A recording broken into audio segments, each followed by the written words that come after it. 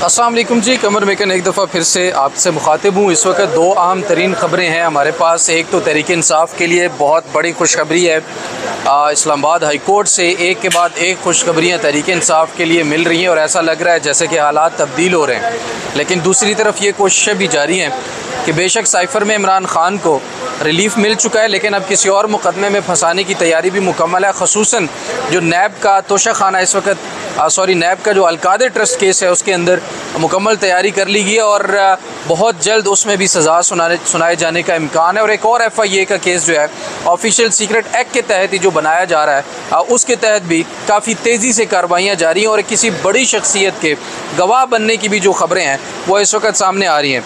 लेकिन जो अहम ख़बरें हैं वो ये हैं, इसके अलावा दो बड़ी, वो ये कि एक तो तहरीक इंसाफ का जो मरकज़ी सेक्रेटेरिएट है इस्लामाबाद का उसे डीसील कर दिया गया है। CDA को अजीमत उठानी पड़ी है। कोई उनके पास किसी किस्म का कोई प्रूफ नहीं था, किसी किस्म का उनके पास कोई डॉक्यूमेंट नहीं था जो वो दिखा सकते अदालत को और अदालत को मुतमईन कर सकते। इस पर बात करेंगे।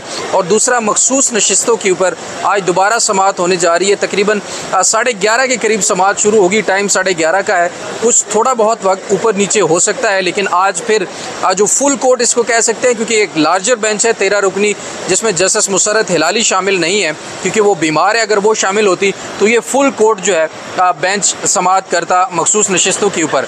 लेकिन मखसूस नशिस्तों का मामला भी जो है वो एक अहम मोड़ पर इस वक्त है। टाइमिंग बहुत अहम है इसकी कि इस टाइम के ऊपर इस मामले को डिसाइड करना क्यों ज़रूरी है, क्योंकि काफ़ी अरसे से ये केस पेंडिंग जो है वो चला आ रहा था। लेकिन अब इसके ऊपर समाअत जो है वो रख दी गई है। कल भी समाअत हुई है, आज भी समाअत हुई है। कल की समाअत के बाद जो चीज़ें बड़ी अहम तरीन सामने आई हैं वो आपके सामने रखेंगे और आज मुमकिन तौर पर क्या क्या चीज़ें सामने आ सकती हैं इस पर भी बात करेंगे। सबसे पहले मरकज़ी सेक्रेटेरिएट जो तहरीक इंसाफ का है उसे डीसील कर दिया गया है। ये एक अच्छी खबर है, क्योंकि कोई भी सियासी जमात हो उसका सियासी जो दफ्तर होता है, मरकज़ी ऑफिस होता है, सेक्रेटेरिएट होता है, वो एक हब होता है उसकी सियासी सरगर्मियों का। और किसी भी जमहूरी मुल्क में ये इजाज़त नहीं होनी चाहिए कि कोई बुलडोज़र आए और सियासी जमात के दफ्तर को ढा दे।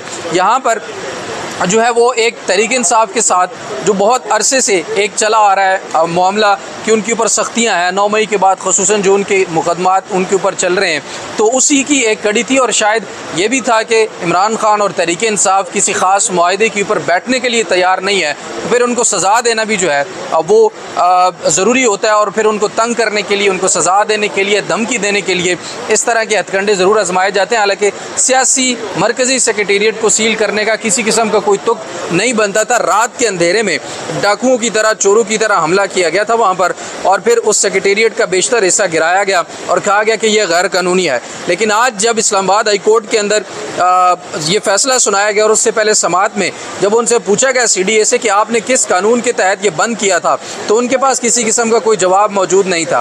पूछा गया कि आपने नोटिस दिए, तो कहा कि हमने पुराने मालिक को नोटिस दिए। भाई पुराना मालिक तो चला गया, उसने बेच दिया आगे। अब कितने अरसे से वहाँ पर तहरीक इंसाफ का ऑफिस है और क्या CDA इतनी नाअहल, नाकारा और एक इस किस्म का इदारा बन चुकी है जिसको ये भी नहीं पता कि हमें किस तरह से नोटिस करना है, किसको नोटिस पहुँचाना है, किस तरह से नोटिस की तामील करवानी है। ये भी CDA को अगर बेसिक चीज़ें भी नहीं पता तो मेरे ख्याल में कि ऐसे इदारे का कोई फ़ायदा भी नहीं है जिनको कानून और आइन का पता ही नहीं है। पुराने मालिक को नोटिस करते करते और फिर जाके एकदम बग़ैर नोटिस के तहरीक इंसाफ का दफ्तर जो है वो गिरा दिया गया। इंतहाई अफसोसनाक अमल है। लेकिन आज जस्टिस समन रिफत ने जो महफूज फ़ैसला था वो सुनाया और CDA की खूब सरनजिश भी की और उसके बाद जब वो अपना केस मुकम्मल तौर पर सामने रखने में नाकाम रहे तो उसके बाद तहरीक इंसाफ का दफ्तर डीसील करने के अहकाम जारी किए। ये एक अच्छी खबर तहरीक इंसाफ के लिए ज़रूर थी। आपको याद होगा कि कुछ प्रेस कॉन्फ्रेंसेस ऐसी वहाँ से हो रही थी जिनकी जो चोट थी वो बहुत ऊपर तक जाके लगती थी। ख़ुसूसन रऊफ़ हसन साहब की जो प्रेस कॉन्फ्रेंस थी और उससे पहले की प्रेस कॉन्फ्रेंसेस जो थी वो जब हुई तो वहाँ पर फिर एक सज़ा भी देना दरकार था और वो फिर इस तरह के हथकंडे ज़ाहिर है तहरीक इंसाफ के ख़िलाफ़ काफ़ी अरसे से चल रहे हैं। तो आज एक तो ये खबर थी, दूसरा मखसूस नशिस्तों के ऊपर जो कल समाअत हुई थी वो बड़ी दिलचस्प थी। जस्टिस मुनीब और जस्टिस काजी फ़ाइज़ ईसा आपस में आमने सामने नज़र आए इस तरह से कि जस्टिस काजी फ़ाइज़ ईसा एकदम समाअत के दौरान कुछ लाइटर नोट के ऊपर कह रहे थे जिसको जस्टिस मुनीब अख्तर ने काफ़ी महसूस किया, बुरा मनाया और कहा कि आई डोंट एक्सेप्टेड, मैं इसको कबूल नहीं करूँगा। यहाँ पर 13 रुकनी जजेस जो समाअत कर रहे हैं, जितने भी जज बैठे हैं, सबके पास मैंडेट है कि वो कोई भी कानूनी आइनी सवाल कर सकते हैं। एक तो वो मामला सोशल मीडिया के ऊपर भी वायरल क्लिप आपने ज़रूर देखा होगा। दूसरा, आज समाअत में बड़े अहम तरीन सवालात फिर से उठेंगे, क्योंकि अब तहरीक इंसाफ यानी कि जो सुन्नी इत्तेहाद काउंसिल है उसको सीटें वापस देनी है या नहीं देनी। तहरीक इंसाफ यानी सुन्नी इत्तेहाद काउंसिल अब पार्लिमानी पार्टी मौजूद है या नहीं है।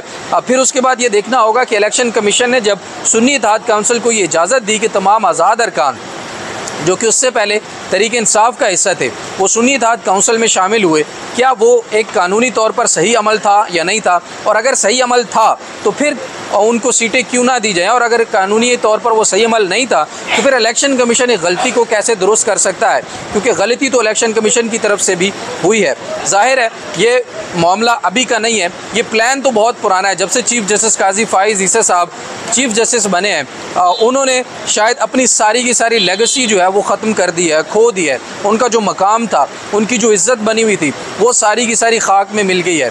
जिस तरह से उन्होंने बल्ले का निशान लिया, लेवल प्लेइंग फील्ड के ऊपर किसी किस्म का रिलीफ नहीं दिया, इलेक्शन जिस तरह से धांधली ज़दा हुए, उनकी निगरानी में उनके लगाए हुए ROs और DROs की वजह से जितनी धांधली हुई, इसके ऊपर अभी तक हुकूमत भी खामोश है और इसके ऊपर अभी तक काजी फ़ाइज़ ईसा साहब भी खामोश हैं। दरख्तों को काटने का मामला हो CDA का, वहाँ पर चीफ जस्टिस काजी फ़ाइज़ ईसा साहब 100 मोटो ले लेते हैं, लेकिन जब मामला आता है पूरी कौम के मैंडेट का, जिसे चोरी किया गया, जिसे ज़बरदस्ती छीना गया, और फॉर्म 47 के तहत जो लोग इस वक्त पाकिस्तान के ऊपर मुसल्लत किए गए हैं और उन्होंने गरीब का, मुल्क का जो बेड़ा गर्क कर दिया है, इस तरफ काजी फ़ाइज़ ईसा साहब कभी भी आते हुए हमें दिखाई नहीं देते। हमेशा वो कहते हैं कि मेरे होते हुए, मेरे दौर के अंदर किसी किस्म की कोई खिलाफ वर्जी नहीं हो रही, हम आइन की बात करते हैं, कानून की बात करते हैं। लेकिन जब देखा जाए सही तौर पर तो तजादात काजी साहब के इतने हैं कि उस पर जितनी बात की जाए कम है। अगर किताबें लिखना शुरू की जाए तो मेरे ख्याल में सफ़ात ख़त्म हो जाएंगे, लेकिन काजी फ़ाइज़ ईसा साहब के तजादात जो हैं वो ख़त्म नहीं होंगे। सिर्फ एक ही चीज़ इसको सामने रख लें कि वो जो UK की एम्बेसडर हैं, कमिश्नर हैं, हाई कमिश्नर, उन्होंने एक बयान दिया एक प्रेस कॉन्फ्रेंस के अंदर, तो उसका जवाब भी काजी फ़ाइज़ ईसा साहब ने वज़ीर ख़ारजा बनते हुए खुद ही दे दिया। मतलब उनके पास इजाफी वजारत ख़ारजा का कलमदान भी है। अब वो सिर्फ चीफ जस्टिस नहीं है बल्कि शरीक वज़ीर ख़ारजा chief justice Qazi Faez Isa supreme court of Pakistan है।